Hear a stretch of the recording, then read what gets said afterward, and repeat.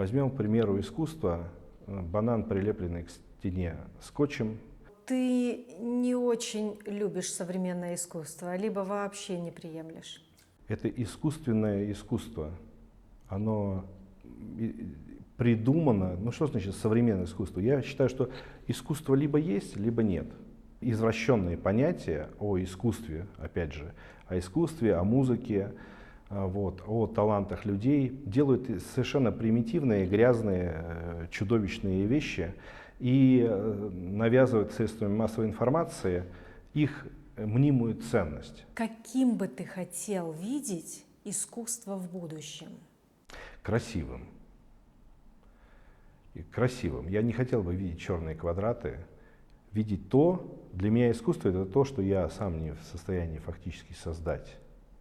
И смотрю на это с восхищением. Я хотел бы видеть красивое, чтобы и вы стали, вот как в анекдоте, да, вот эти рыбы стоят, и говорят, рыбу продаете? Нет, красивые.